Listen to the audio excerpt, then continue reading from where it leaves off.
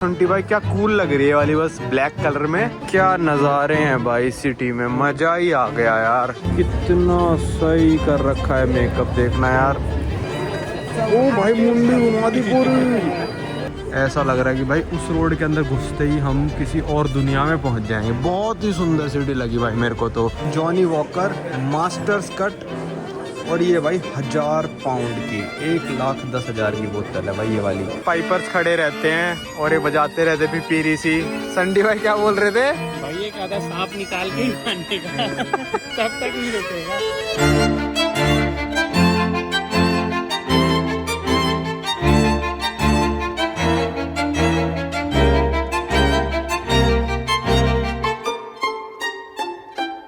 स्वागत है भाई आप सभी लोगों का एक नई वीडियो में। मैं इस वीडियो में आपको घुमाऊंगा 2 दिन के लिए एडिनबर्ग। आज भी मैं एडिनबर्ग में हूँ, कल भी एडिनबर्ग में हूँ, और ये लोग कहते हैं भाई एडिनबर्ग नहीं कहते, पर मैं एडिनबर्ग ही बोलूँगा क्योंकि भाई मेरे को बोलने में कंफर्टेबल हो रखा है। तो ये था अपना हॉस्टल। अभी हम जा रहे हैं सबसे पहले खाना खाने पेपेज पे। कल रात को भी हम वहीं गए थे भाई, कल सुबह भी वहीं गए थे, अब दोबारा वहीं जा रहे हैं। बहुत ही ज़बरदस्त खाना मिलता है भाई हमको, तो मज़ा इतना आ गया हम वहीं पे जा रहे हैं वॉक करके। यहाँ 450 मीटर दूर उनकी एक ब्रांच है। तो उसके बाद भाई मैं घुमाऊँगा यहाँ की जो ऐतिहासिक सिटी है भाई। और मेरे को सच बताऊँ, कल सुबह से ही जब से हम यहाँ पे पहुँचे हैं मेरे को बहुत मज़ा आ रहा है भाई यहाँ पे वॉक करने में ना। अलग ही सिटी है। अभी नहीं दिखाता, बाद में एक जगह से स्टार्ट करेंगे दूसरी जगह तक जाएंगे तब दिखाऊंगा। भाई ये आ गया हमारा पेपेज का खाना। ड्रिंक फ्राइज इतनी सारी दे दी और इसके ऊपर पेरी पेरी की ये मसाला सा। इंडिया में मिलता है शायद मैकडोनल्ड पेरी पेरी फ्राइज। इस मसाले का एक्स्ट्रा 0.60 सेंट्स लगते हैं। और भाई ये अब इसके हम ना, ये बोनलेस नहीं आता, बोन वाला आता था, उसके छोटे छोटे पीस बना के इसमें पूरा डाल देते हैं, फिर सही हो जाता है ये बिल्कुल। और ये सारा पड़ता है भाई लगभग 12 पाउंड का। 2 बंदों का मस्त पेट सा भर जाता है। चलो भाई ये था पेपेस और यहाँ पे हमने खा लिया। बहुत ही बढ़िया खाना था यार। अब यहाँ से रोड क्रॉस करनी है और ये सामने है old college of university of Edinburgh, कुछ भी कह लो, ठीक है। ये ओल्ड कॉलेज है, मतलब यूनिवर्सिटी में काफ़ी सारे कॉलेज होते हैं ना, तो ये ओल्ड कॉलेज की बिल्डिंग है। अभी तो यूनिवर्सिटी ऑफ एडिनबर्ग कहीं और है। इसके अंदर चलते हैं, इसके अंदर जा सकते हैं भाई। इसमें से जब आप एंट्री सी करते हो ना तो ऐसा लगता है कि जैसे आप वही हैरी पॉटर वाले वर्ल्ड में पहुंच रहे हो। देखो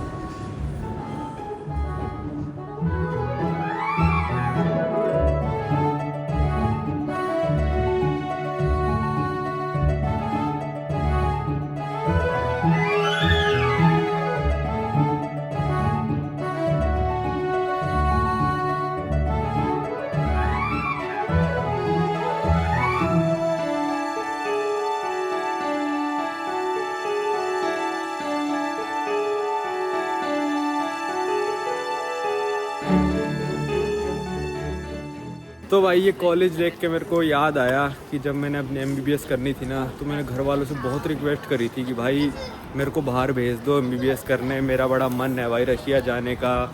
और मतलब ये नहीं कि पैसे बचाने जाना था या ये वो सस्ती होती है वहाँ पे, ये सब नहीं था।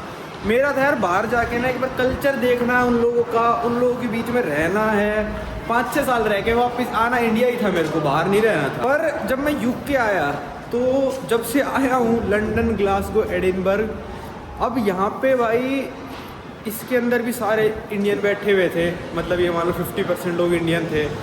तो मैंने यार यहाँ UK तो मैं नहीं आ सकता, मतलब अगर मेरे को अब मौका मिले तो मैं शायद UK नहीं आऊँगा पढ़ने। तो भाई मेरे को ना फील लेना था उस टाइम पे भी, 2014-15 की बात है, 10 साल पुरानी। यार इनका कल्चर कैसा है, मतलब कैसे रहते हैं लोग फॉरेन के देश में, खुद से मतलब सब कुछ मैनेज करना, इस चीज़ का शौक था मेरे को।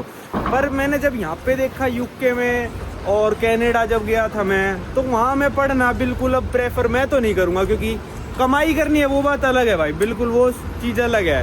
पर अगर कल्चर फील वगैरह करना है ना, तो यहाँ पे भाई सब जगह मेरे को इंडियन दिख रहे हैं, मेरे को उनसे दिक्कत भी नहीं है। पर मैं अभी ऐसे देश जाना चाहूँगा जहाँ पे इंडियंस अभी तक नहीं गए हैं, चाहे वहाँ की लैंग्वेज ना आती हो मेरे को। जैसे हो गया लाटविया, लिथुवेनिया, एस्टोनिया, आपका नॉर्वे, मतलब है वहाँ पे भी, ऐसा बात नहीं है कि इंडियन है नहीं। पर जिस तादाद में यहाँ पे है ना, मेरे को फील ही नहीं आएगा मैं बाहर आया हूँ। मतलब मेरे को ऐसा लगेगा कि भाई मैं कहीं दिल्ली विल्ली में घूमने लग रहा हूँ। फिर सारे दोस्त भी भाई इंडियन बन जाएंगे कॉलेज में, उन्हीं के साथ घूमना फिरना होएगा। तो फिर वो कल्चरल एक्सचेंज कुछ होएगा ही नहीं, ऐसा लगेगा भाई थोड़ा सा मतलब 2-4 गोरे आ रखे हैं और सारे इंडियन दिख रहे हैं। तो मेरे को ये मतलब याद आया कि मेरे को पहले जाना था कि भाई दूसरे देश में पढ़ाई करने, क्योंकि बड़ा शौक था यार कि अलग रहें और सब कुछ खुद मैनेज करें, अपना अपार्टमेंट वगैरह लेके, और सारे मतलब दूसरे देश के लोग आसपास घूम रहे होंगे।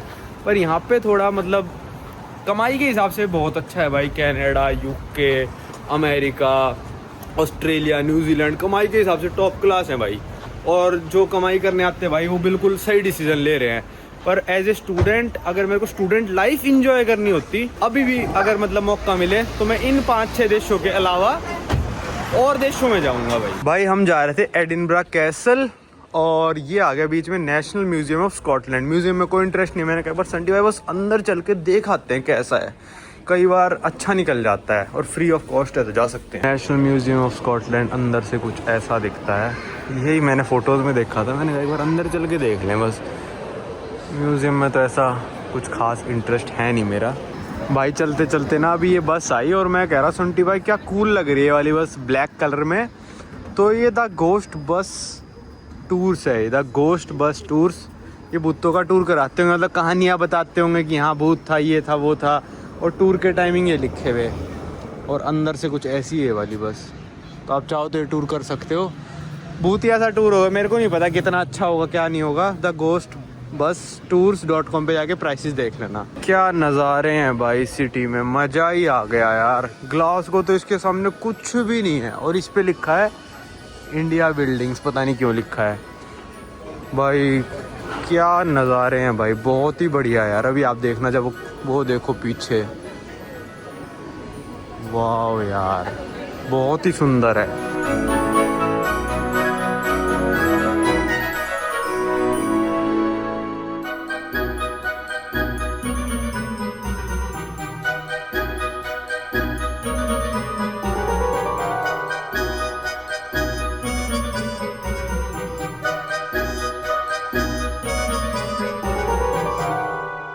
भाई ये रंग बिरंगे घर कितने सुंदर लग रहे हैं यार इस लेन में। एडिनबर्ग में तो भाई मज़ा ही आ गया यार। एडिनबर्ग है भाई स्कॉटलैंड की कैपिटल, और यहाँ की पॉपुलेशन सिर्फ पता है कितनी है, 5 लाख लोगों की। भाई लंदन की है 9 मिलियन लोगों की, 90 लाख लोगों की। और फिर उसके बाद आता है बर्मिंघम, शायद 2 मिलियन लोग। और फिर उसके बाद आता है ग्लासगो। मैनचेस्टर भी था, पर सबसे बड़ी सिटी जो तीसरे नंबर पे है वो है ग्लासगो, जिसकी पॉपुलेशन 6 लाख लोगों की है। और फिर एडिनबर्ग सीधा 5 लाख लोग। मतलब लंदन और एडिनबर्ग में इतना अंतर कैसे है, और ये स्कॉटलैंड की कैपिटल है भाई। यहाँ पे एक शॉप पे आए जहाँ पे तलवारें मिल रही हैं। सबसे बड़ी कलेक्शन यहाँ इस शॉप पे है तलवारों की पूरे स्कॉटलैंड में। और मैं आपको प्राइसेस बताऊँ, जैसे ये तलवार है 415 pound, 155 pound. Lord of rings मतलब लाइसेंस शॉप है, कुछ ऐसा है। मैंने लॉर्ड ऑफ रिंग मूवी नहीं देख रखी तो मेरे को इतना समझ में नहीं आ रहा। ये वाली शॉप थी भाई द नाइट्स वॉल्ट, और इसके बाहर स्टैचू खड़ा कर रखा है ना, सब लोग इस पे आके फोटो खिंचाते हैं, फिर सोचते हैं अंदर क्या है, अंदर जाके देखते हैं, फिर ऐसी हेलमेट, शीट, तलवारें मिलने लग रही हैं भाई। ये ओल्ड सिटी का चौराहा आ गया, मेरे को लग रहा है चारों तरफ ऐसी ओल्ड सिटी है यार। क्या चीज़ है देखना, बहुत ही बेटर है भाई। ग्लासगो तो कुछ भी नहीं है इसके सामने। मेरे को ऐसे हो गया था कि यार एडिनबर्ग भी ऐसा ही मिलेगा, पर नहीं भाई, ये तो अलग लेवल पे है भाई। अभी तो हम ऐसे ही घूम रहे हैं, मतलब कुछ भी प्लान नहीं है। पर अब एक स्ट्रीट पे जा रहे हैं जिसका नाम है रॉयल माइल। वो है 1.6 किलोमीटर लंबी स्ट्रीट, मतलब 1 माइल लंबी स्ट्रीट। और सबसे ज़्यादा बेहतरीन कहते हैं उस स्ट्रीट को यहाँ पे, मतलब हिस्टोरिकल और ब्यूटीफुल सब कुछ है। तो वो स्ट्रीट पे हम पूरा वॉक करेंगे 1.6 किलोमीटर। अभी यहाँ से ऊपर चढ़ के जाना पड़ेगा। एडिनबर्ग कैसल से शुरू होती है वो, और 1.6 किलोमीटर जाती है। तो भाई ये वाली टोपी यहाँ पे मेरे को टंगी दिखी है, और ये मेरे को किसी और देश में टंगी नहीं दिखी है आज तक। और ये वाली टोपी आपने देखी होगी पीकी ब्लाइंडर्स, जो यूके की सीरीज़ है नेटफ्लिक्स पे या अमेजोन पता नहीं कहाँ है, उसमें सब लोग ये पहने घूमते। तो पुराने ज़माने में ना ब्रिटेन में ये टोपी बहुत फेमस थी इस डिज़ाइन की, ऐसी वाली। ये टोपी बहुत ज़्यादा लोग पहने घूमते थे, और ये मेड इन ग्रेट ब्रिटेन ही है, मतलब यहीं की मेड है। और ये 34 पाउंड की है, 3500 रुपये की टोपी है। तो देखो इस टोपी के कितने सारे वैरायटी हैं भाई यहाँ पे। तो ये मेरे को इंटरेस्टिंग लगी यहाँ पे, कभी नहीं देखी मैंने ऐसी टोपी भाई। आगे से हार्ड बना रखी है भाई यहाँ पे ना सबसे फेमस कंपनी जो काफ़ी सारी शॉप्स मिल रही है वो है हैरिस ट्वीड। अब मेरे को नहीं पता इसका क्या है ये भाई, पर ये वूल के प्रोडक्ट बनाते हैं और इनकी साइड पे लिखा है जो हमारे प्रोडक्ट है वो सर्दियों में गर्म और गर्मियों में ठंडे रहते हैं। जैसे ये जैकेट है भाई 369 पाउंड की जैसे पर्सेस बना रखे हैं इन्होंने, छोटा सा पर्स, ये कितने का है भाई? होगा ये भी 100 का तो होगा ही आराम से, नहीं ये कम का होगा, ये वाला 139 का है। भाई ये शॉप बहुत ही बड़ी थी। और ये देखो कश्मीर, अब इनके हैं या कश्मीर वो वाला तो नहीं है, पर ये मेड इन स्कॉटलैंड लिखा है तो यहीं का होगा फिर तो ये भाई। और ये 139 पाउंड का है भाई, ये देखो। और सस्ते वाले भी हैं 95 का जैसे, पर भाई फील करके ना अलग ही पता चल जाता है। 139, 95, 16 के भी हैं, पर मतलब फील करके ना बिल्कुल पता चल जाता है। ये एडिनबर्ग का कैसल और यहाँ पे 3-4 फ्लैग लगे हैं, ये समझ में नहीं आ रहा किसके हैं। वो लगा हुआ भाई स्कॉटलैंड का फ्लैग और सबसे ऊपर लगा है भाई यूके का फ्लैग। तो एडिनबर्ग कैसल के अंदर जाने की फ़ीस है शायद 20-25 पाउंड है, हम अंदर नहीं जा रहे।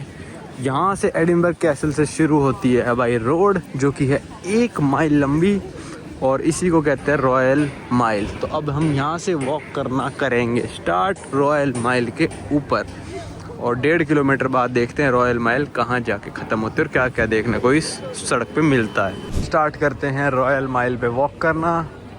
सबसे पहले ये कैथीड्रल आ गया, और ये वाली थी वो शॉप जो हम आपको पहले दिखा रहे थे ना, तारतान वीविंग मिल। बहुत बड़ी शॉप है पर बहुत महंगी भी है भाई। ये स्टैचू वाली औरत ना असली, और कितना सही कर रखा है मेकअप, देखना यार कमाल है।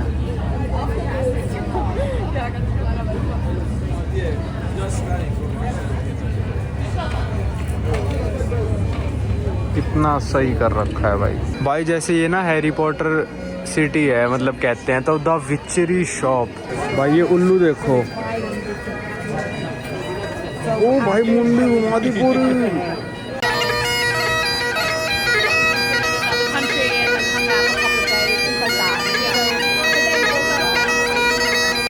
भाई ये जो पिपीरी सी बजा रखी है ना, इनको पाइपर्स कहते हैं इन लोगों को। और ये ऐसी ना स्कर्ट सी पहनते हैं, देखो जैसे मैं कल ग्लासगो की उस पर भी दिखा रहा था ना भाई। ये है टूथ बुक क्रिक चर्च, और चर्च के बाहर रेस्टोरेंट खोल दिया है फिश एंड फ्राइज वाला। ये देखो ये लिखा हुआ भाई द रॉयल माइल। चलते हैं अब इस माइल पे भाई। अब रॉयल माइल पे थोड़ा मजा कम आ रहा है क्योंकि बीच में ये कंस्ट्रक्शन स्टार्ट कर दिया है, उस तरफ भी शॉप से। और एक कश्मीर जो है ना, कैशमीर क्या कहेंगे इसको, ये बड़े फेमस है भाई। हर दुकान इनके शॉल्स वगैरह बेचने लग रही है। ये हमारे सामने आ गया अब सेंट गिल्स कैथीड्रल, और इसके अंदर चलते हैं। और बहुत सारी शॉप्स भाई ये फाइनेस्ट कैशमीर की हैं, जिसमें शॉल्स वगैरह बना रखे, शॉल्स जैकेट्स वगैरह।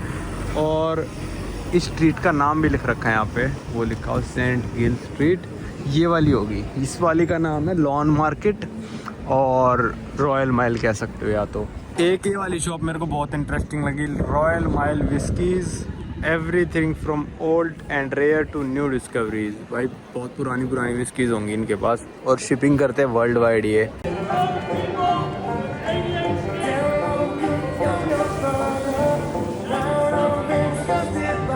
भाई सारी दुकानें कश्मीरी बेच रही हैं, और सारी टूरिस्ट शॉप्स हैं और खाने पीने की दुकानें हैं।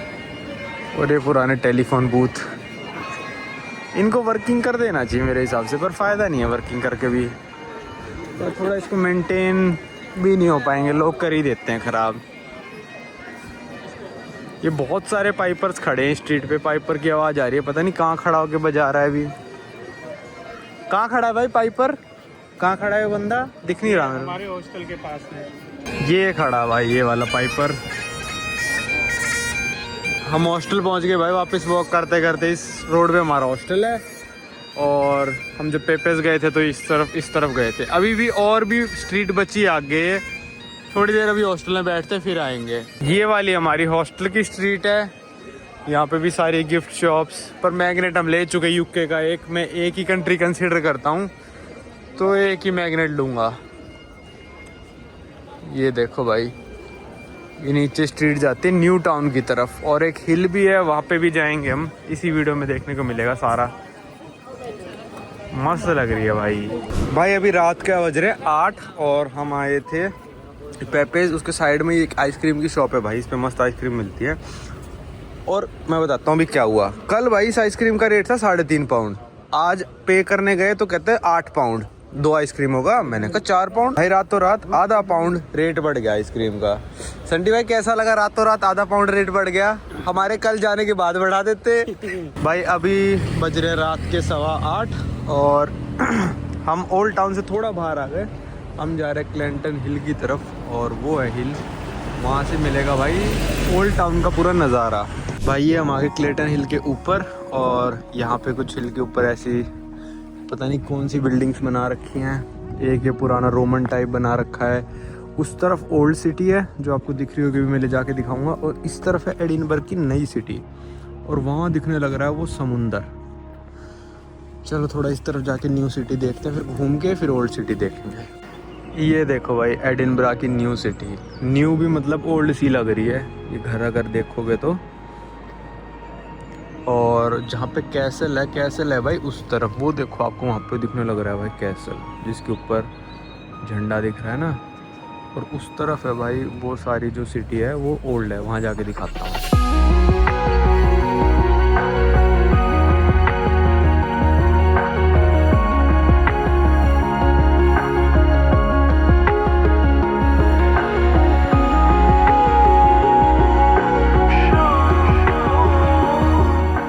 भाई को ठंड लगने लग रही है फुल, और अभी हो रहा है मई 15 है भाई आज, ठीक है। आप तो वीडियो शायद जून 15 या मे बी जून 30 को देख रहे होगे।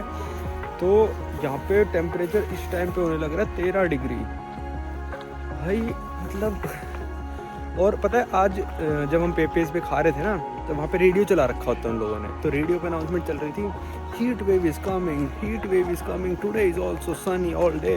और मैंने तब टेम्परेचर निकाल के देखा, 17 डिग्री था भाई। 17 दिल्ली में ठंड में होता है भाई, और यहाँ पे इसको गर्मी मान रहे हैं लोग। और बर्फ़ भी इतनी नहीं गिरती कि ऐसा कि भाई बर्फ़ ही गिरती हो यहाँ पे कि -20 ही हो जाता हो, टेम्परेचर इतना सही रहता है, पर इसको ये गर्मी कह रहे हैं भाई। और लंदन मेट्रो में भी अनाउंसमेंट चल रही थी, अपने साथ पानी रखना, मतलब इंग्लिश में कि पानी रखना, डिहाइड्रेशन हो जाएगी। और उस दिन टेम्परेचर था 25 डिग्री भाई। कल ना हम वहाँ से आए थे जहाँ से वो ट्रेन निकलने लग रही है, और सीधा हमारे आंखों के सामने क्या नज़ारा आया था भाई। ये देखो भाई, पूरा यहाँ से लेकर यहाँ तक सारा ये ओल्ड टाउन। और अभी हम उस रोड से जाएंगे ना तो ऐसा लगेगा हैरी पॉटर की दुनिया के अंदर घुसने लग रहे हैं।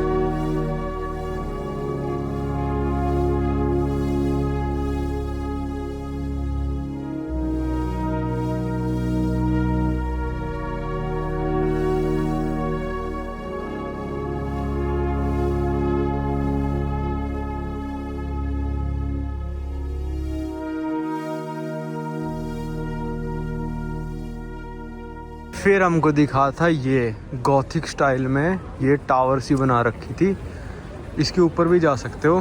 फिर भाई जैसे ही हमने इस तरफ मुंह किया था ना, ये देखो भाई कि हम रोड से इस रोड के अंदर जाके हम पहुंच जाएंगे हैरी पॉटर की दुनिया में भाई। ऐसे वॉक कर रहे थे हम। तो कल ये नज़ारा मैंने नहीं दिखाया था, मैंने कहा था अगली बार जब आएंगे ना तब वीडियो में दिखाऊंगा। भाई देखो यहाँ से वॉक करते करते ये रोड वैसी बंद कर रखी है, देखो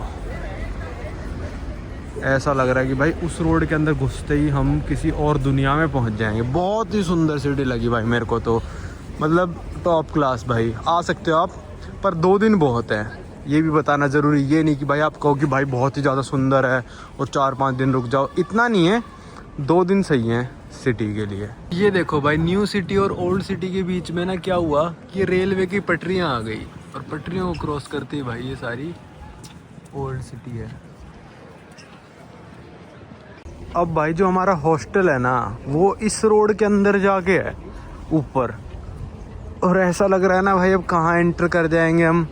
मेरे को तो मज़े से आ गए थे देख के, मतलब वो जो था ना कि हॉगवर्ट्स कैसल जाना है, वो सपना यहाँ पे पूरा सा हो गया था कि हाँ भाई मज़ेदार है भाई। ये देखो कितनी लंबी सीढ़ियाँ कहाँ तक जाने लग रही है। ये पुराने स्टाइल के कैफ़ेज़। आज के दिन को रखते हैं यहीं तक। कल हम जाएंगे यहाँ से एक पास में एक जगह है जिसका नाम है डीन्स विलेज। वो काफ़ी सुंदर बताते हैं, तो हमने कल पूरा दिन उसी के लिए रख लिया कि आराम से उठेंगे, एक वो विज़िट करके एयरपोर्ट निकल लेंगे। तो है तो मज़ेदार भाई। हमारे साथ तो उल्टा ही काम होता है। ये होटल वाले भाई फ्री में जिनका चेक इन है वो बैग रखते हैं, ठीक है।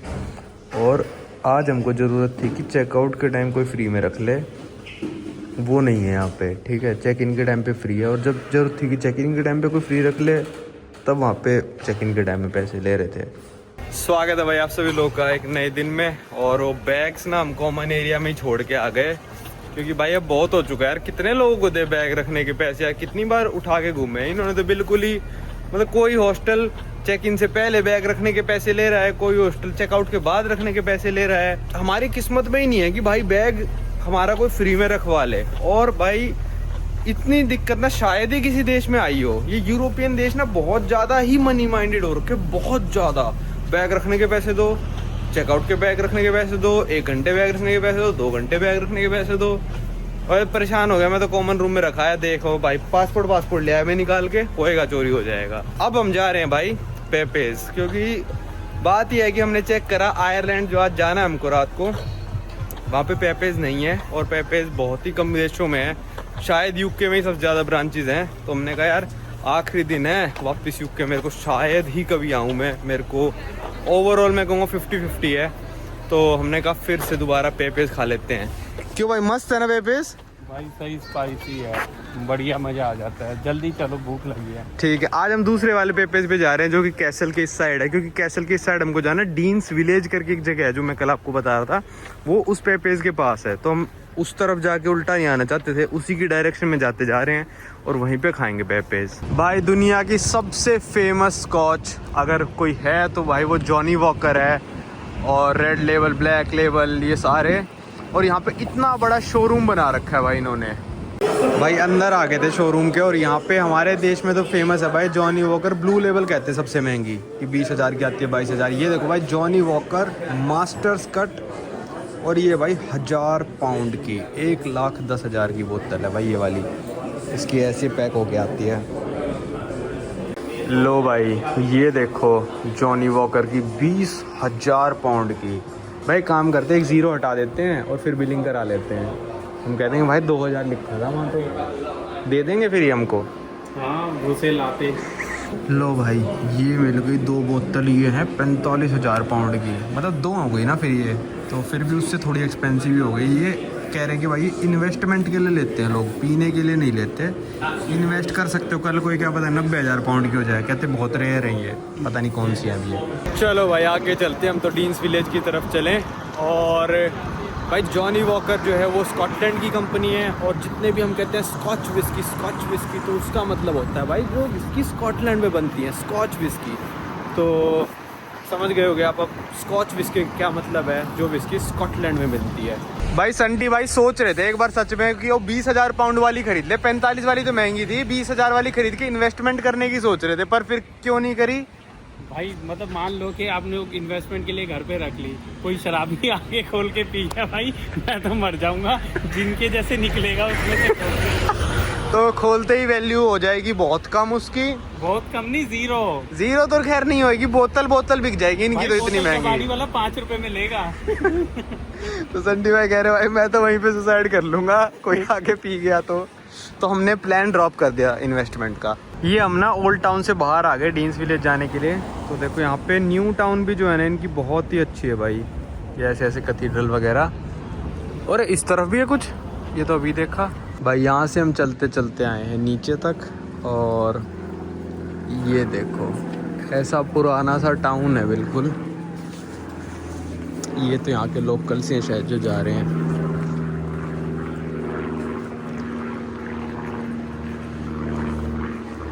ये देखो भाई कैसा सा है, ये गांव कह रहे हैं इसको, डीन्स विलेज बोला है। ये नदी है, और बहुत सारे लोग भाई कह रहे थे कि थेम्स रिवर इतनी गंदी हो रखी है, ये हो रखी है, इसको भी गंदगी कह देंगे लोग। मैं क्या समझाऊं भाई, तो भाई मैंने इंस्टा पे स्टोरी डाली थी तो लोग कह रहे थे देखो थेम्स रिवर कैसी ब्राउन हो रखी है, कितनी गंदगी है, यहाँ की रिवर भी गंदी है। भाई वो ब्राउन इसलिए हो रखी है, वो जो रिवर के बेड पे से वो मिट्टी आती है। गंदगी किसको कहते हैं आप लोग, मेरे को समझ में नहीं आया। गंदगी भाई वो होती है जैसे प्लास्टिक के थैले तैर रहे हो, चिप्स के पैकेट तैर रहे हो, प्लास्टिक की बोतल तैर रही हो, और जो हम जितना मतलब पूजा का सामान, कोई बंदा वहाँ पे जाके क्या कहते हैं अपने कपड़े धो रहा हो, साबुन फेंक दिया उसके अंदर, ठीक है, तो वो होती है गंदगी भाई। कोई बंदा मतलब जाके वहाँ पे जितने भी वाइल्ड जानवर हैं टॉयलेट कर रहे हैं भाई, तो उसको गंदगी कहते हैं। मतलब कलर तो किसी का भी कुछ भी हो सकता है। ओशियंस में आपको दिखा दूंगा इतने बड़े बड़े जो ब्राउन कलर के होंगे, इसका मतलब ये थोड़ी ना उसमें कूड़ा करकट पड़ा है। थोड़ी बहुत हो सकती है गंदी, पर लोग कहने लगे देखो इंडिया की तरह ही भी गंदी है। अरे भाई कोई कंपैरिजन ही नहीं कि इंडिया की रिवर्स कितनी गंदी हो चुकी हैं। अब इस पे लड़ने मत लगना कि गवर्नमेंट स्वच्छ भारत ये कर रही है वो कर रही है। भाई ठीक है, कर रही है, मैं इस पे इतनी हिम्मत नहीं है मेरे अंदर कि भाई इस चीज़ पे मैं लड़ूँ, ठीक है। पर मैंने आपको बता दिया कोई कलर ब्राउन कलर का हो रखा है ना, इसका मतलब ये नहीं गंदा हो रखा है।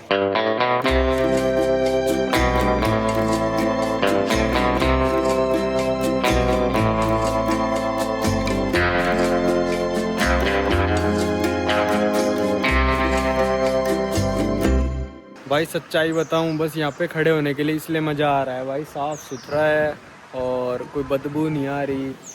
आराम से इस रिवर को, छोटी सी रिवर नहीं कहूँगा, नहर कहूँगा इसको खड़े होके देखते रहो।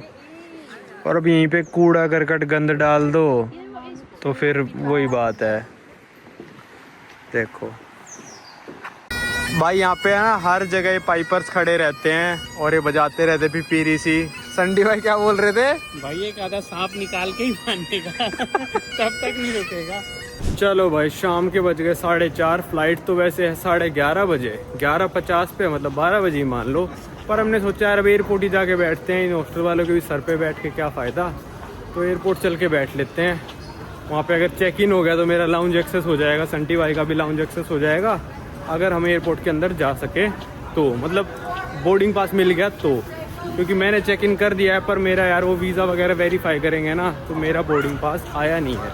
चलते हैं यहाँ से, एयरपोर्ट की बस लेते हैं, आधा पौना घंटा तो एयरपोर्ट पहुँचने में भी लगेगा, और फिर हम यहाँ से जाएंगे यूके से आयरलैंड। भाई यहाँ पे 2 बस के ऑप्शन है, एक है एयरपोर्ट एक्सप्रेस जिसका किराया है £5 और रिटर्न का 7, और ये वाली बस है जिसका किराया है £5.5 और रिटर्न का 8। तो हम £5 वाली में जाएंगे भाई। संटी भाई जिद कर रहे हैं कि ट्रैम से जाना है, तो अब यहाँ से और पैदल चलना पड़ेगा हमको 400 मीटर। तो ट्रैम एयरपोर्ट तक जाती है, पता नहीं उसका किराया कितना है। पर लो भाई ये पहुँच गए हम ट्रैम स्टेशन, और 4 मिनट में आ रही है भाई ट्रैम एडिनबर्ग एयरपोर्ट के लिए। 3 मिनट हो गए, अब यहाँ से ट्रैम लेके चलते हैं। ये आ गई अपनी ट्रैम, अब चलते हैं ट्रैम में एयरपोर्ट। भाई अगले स्टॉप पे उतर गए ट्रैम से। एक तो इस ट्रैम में आप टैप करके नहीं ले सकते टिकट, ठीक है, टैप करके कार्ड आपको भाई इनकी ऐप से ही खरीदनी पड़ेगी, और ऐप पे 7.90 की टिकट है भाई, और उस बस की £5 की मिलने लग रही थी। संडी भाई ने जिद करी तो आ गए, अगले पे उतर गए हम। तो ये जाने लग रही है एयरपोर्ट वाली बस, इसकी 5.5 की है, जो सिंगल डेकर बस है उसकी 5 की है। तो उसका वेट यहाँ पे करेंगे, वो हर स्टॉप पे रुकती है, उसमें चलेंगे। बस में बैठ के हम जा रहे हैं अब एयरपोर्ट की तरफ। लो भाई हम तो इसमें आए थे ब्राइट बस £5 वाली में, और यहाँ जाना है हमको। हमारी फ़्लाइट है रायन एयर की। एयरपोर्ट तो पहुँच गए, पर यहाँ तो बहुत बुरी हाल है। डबलिन 11:50 की फ़्लाइट है, और चेक इन ओपन होएगा 9:50 पे। सिर्फ 2 घंटे पहले चेक इन ओपन होता है भाई यहाँ पे, और फिर मैं अंदर भी नहीं जा सकता एयरपोर्ट के, और लाउंजेस बंद हो जाएंगे 9:30 बजे इस एयरपोर्ट के। अब यहीं कहीं टाइम पास करना पड़ेगा 4 घंटे लगभग। 10 बजे खुलेगा चेक इन, 6 बजे हैं। और अभी भाई ये देखो, ये है रायन एयर का और ईजी जेट का बोर्डिंग, ठीक है भाई। लोगों को ना खुद ही अपना चेक इन करके आना होता है। अगर आप एयरपोर्ट पे चेक इन करते हो ना तो 55 यूरो ये लोग लेते हैं। तो मेरे को बोर्डिंग पास तो मिल गया है, अब चलते हैं भाई अंदर एयरपोर्ट के। अब मैं आपको बताता हूँ भाई, ये जो टिकट थी ना इस फ्लाइट की एडिनबर्ग से डबलिन, सिर्फ और सिर्फ 20 यूरो की थी, ठीक है। तो 21-22 डॉलर मान लो, और इसके ऊपर भाई मैंने लगभग ये मानो 15 यूरो इस बैग के, क्योंकि मेरे को जमेला नहीं चाहिए। जितना संटी भाई का बैग है ना, उतना छोटा बैग हो तो फ्री में लेके जा सकते हो, पर मेरा और कैबिन में लेके जाना है तो ये एयरलाइन इन्हीं चीज़ों से कमाती हैं। तो मेरी कुछ टिकट पड़ी थी शायद 40 यूरो की, और संटी भाई के पास छोटा बैग है तो इनकी पड़ी थी 20 यूरो की। टोटल $60 कटे थे शायद, तो 54 यूरोज़ की टिकट हमको पड़ी थी और $60 कटे थे। बोर्डिंग पास मिल गया, बस मेरा यूके वीज़ा देखा और जा सकता हूँ मैं। तो भाई जैसे मेरे को जापान में कन्फ्यूज़न हो गया था कि BIVS वीज़ा के बिना क्या मैं आयरलैंड जा सकता हूँ इस वीज़ा से, तो जी हाँ आप जा सकते हो। बस शर्त एक रहती है कि आपको पहले यूके में एंट्री करनी होती है और आपके पास टाइप C वीज़ा ही होना चाहिए जो कि टूरिस्ट वीज़ा होता है। तो ये मेरे एक सब्सक्राइबर ने मेल करके बताया था, उसके बाद मैंने रिसर्च भी बिठाई थी इस चीज़ पे, तो सब जगह लिखा था कि ऐसे मैं जा सकता हूँ। तो फिर मैंने सोचा भाई अब आए हैं तो आयरलैंड में एक ही सिटी मेरे को वैसे भी जाना है, डबलिन, तो चले ही जाते 3 दिनों के लिए। तो ये भी अगर आपके वीज़ा पे BIVS नहीं भी है ना तो भी आप जा सकते हो आयरलैंड, बशर्ते आपको यूके में पहले एंट्री मिली हो, और शायद BIVS से आप डायरेक्ट भी आयरलैंड जा सकते हो। तो मिले चाहे ना मिले आप आयरलैंड जा सकते हो, उसमें कोई दिक्कत वाली बात नहीं है। भाई बुरी खबर ये है कि फ़्लाइट का टाइम ऐसा और चेक इन टाइम भी ऐसे टाइम पे ओपन हुआ कि ये दोनों लाउंज हम एक्सेस नहीं कर सकते, क्योंकि एक 9 बजे बंद हो जाता है और एक 9:30 बजे, 10 बज चुके हैं भाई। और भाई सिक्योरिटी वगैरह हो गई सब कुछ, और मेरा इमिग्रेशन नहीं हुआ। मैं किसी इमिग्रेशन ऑफिसर के पास फिजिकली नहीं गया, हालांकि US में भी एग्जिट करते हैं फिजिकली नहीं जाते, पर मेरे को लग रहा था कि यहाँ पे फिजिकली जाएंगे। तो ये कॉमन ट्रैवल एरिया में आता है, UK, Ireland, Isle of Man, और यूके के 2 आइलैंड हैं, गनसरी और एक और है भाई, याद नहीं आ रहा कौन से वाला है। तो इन 5 को कॉमन ट्रैवल एरिया कहते हैं ये। तो अगर आप इनमें से किसी में भी एंटर कर जाते हो तो आप दूसरे में जा सकते हो। हालांकि आयरलैंड के वीज़ा पे आप यूके नहीं आ सकते, ये मैंने कहीं पे भी नहीं पढ़ा, पर अब यूके के वीज़ा पे आयरलैंड जा सकते हो। तो ये हुआ है भाई, अभी तक तो यहाँ पे कोई इमिग्रेशन नहीं हुआ है। आयरलैंड उतर के देखते हैं वहाँ पे कुछ होता है या फिर नहीं। इतना दूर गेट है, बिल्कुल आखिरी में 1F। थोड़ी सस्ती एयरलाइन होगा ना, ऐसे कर देते हैं, बस में बिठा के ले जाएंगे, ब्रिज नहीं मिलेगा ये वो। पर भाई बहुत ही सही है ये एयरलाइन, 20-20 यूरो में टिकट बेच रही है। इतने की तो भाई ट्रेन की टिकट थी एडिनबर्ग से ग्लासगो 70 किलोमीटर की, और ये फ्लाइट में लेके जा रहे हैं डबलिन। तो भाई 1% शिकायत नहीं होती मेरे को सस्ती एयरलाइनों से। कई लोग शिकायत करते रहते हैं कि भाई इन रायनेर ने तो ये कर दिया। रायनेर उन लोगों के मीम्स और बनाती है, वो कहते हैं आज के बाद हम रायनेर में कभी नहीं बैठेंगे, क्या सर्विस है, बैग भी नहीं लेके आने देते ये वो। तो रायनेर पता है मीम क्या बनाती है, तुम आओगे दोबारा हमारे पास ही, क्योंकि भाई ये फेयर ही 20 यूरो दे रहे हैं। आप दूसरी एयरलाइन में जाओगे एटलीस्ट 100 यूरो का फेयर आएगा, तो आप चले जाओ उस एयरलाइन में। तो बिल्कुल 1% शिकायत नहीं भाई मेरी तो रायनेर से, तो बिल्कुल ही नहीं। चाहे भाई टॉयलेट में बिठा के ले जाए, 20 यूरो तो कुछ भी नहीं होता भाई ये।